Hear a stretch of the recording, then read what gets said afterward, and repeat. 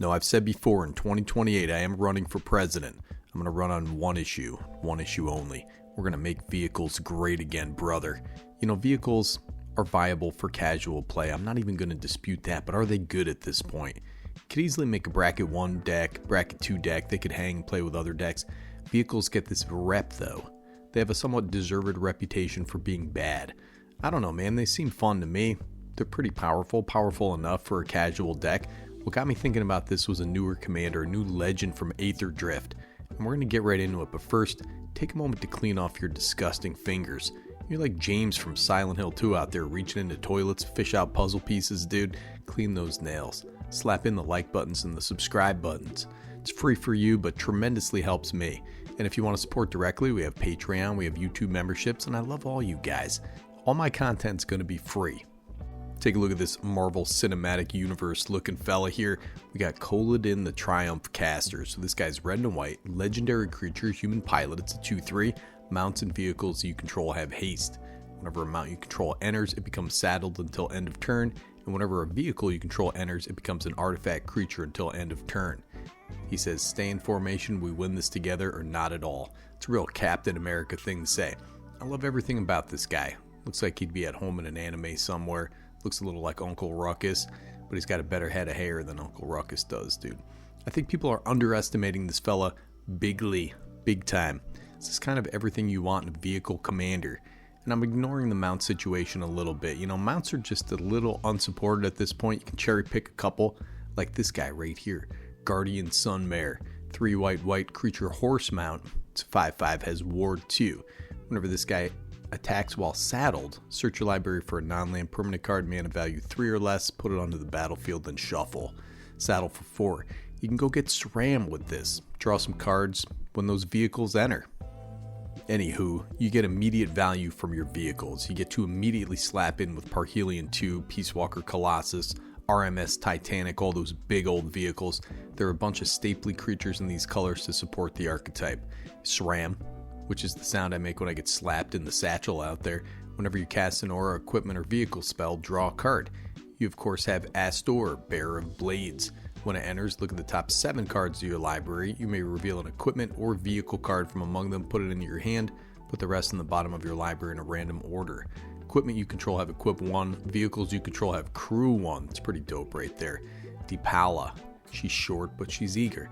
Listen, if you're 4'9", enthusiastic, I'm going to spot you 4 inches, brother, and that's enough to get the job done. Each vehicle you control gets +1/+1, as long as it's a creature. Deepala also has, whenever it becomes tapped, you may pay X. If you do, reveal the top X cards of your library, put all dwarf and vehicle cards from among them into your hand, put the rest in the bottom of your library in a random order. You also have this guy, Samwell, Avenger Ace. He's over there brooding with the Iron Giant. As long as an artifact creature you control is attacking, prevent all damage that would be dealt to Samwell. Whenever this guy becomes tapped, exile the top 6 cards of your library. You may cast a vehicle or artifact creature spell from among them. Put the rest in the bottom of your library in a random order. Dope little 3/1, man. So he crews a vehicle, you get to cast a impulse cast a creature there.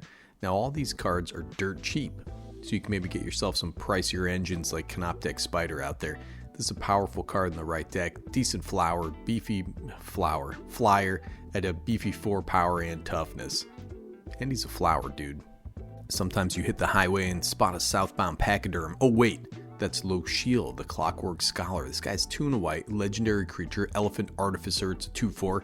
Prevent all combat damage that would be dealt to attacking artifact creatures you control. That's them vehicles, dude, when they get crewed up. Whenever one or more artifact creatures you control enters, draw a card. This ability triggers only once each turn. Not bad at all. Artifacts have wonderful cost reducers. Joyrus Familiar, Foundry Inspector, Starnheim Courser. New out of Aether Drift, you have the Voyager Quick Welder. 2 white for an artifact creature, Robot Artificer. Artifact spells you cast, cost 1 less to cast. Listen, man, this guy's a 2/4, not bad at all right there. Now, these creature cost reducers make great pilots too, so they sit out there, they accrue some value for you, pilot up your vehicles. Speaking of which, check this card out, Born to Drive. 2 white for an enchantment aura, enchant artifact or creature. As long as enchanted permanent is a creature, it gets +1/+1 for each creature and or vehicle you control. Has channel, 2 white, discard it. Create 2/1/1 colorless pilot creature tokens that crew vehicles as though their power were 2 greater. That can be a decent finisher if you're packing in a big old vehicle in the wings out there. Take a look at this idiot. Dynamite Driver. This guy's 1 red mana. Creature Goblin Pilot. This creature saddles and mounts and crews vehicles as though its power were 2 greater. I don't know if this thing should be out there mounting anybody, dude. This is a children's card game after all. I like this guy. He's got a plan. He follows through. This would be a great deck for Mirage Mirror. So it's 3 generic mana artifact, 2. This artifact becomes a top copy of target artifact, creature, enchantment, or land until end of turn. You have great Hatebears in these colors, of course, that limit your opponent's accrue value, clear the way for your vehicles, and can crew up those vehicles fantastically. Thalia Heretic Cathar. So it's 2 and a white, legendary creature, human soldier. It's a 3/2, has first strike. Creatures and non-basic lands your opponents control enter tapped. It's only about 50 cents or so. If you want to upgrade this, you have all these super pricey 40k vehicles. Too bad they are a mint right now, man. The Forces of the Imperium deck is like $135.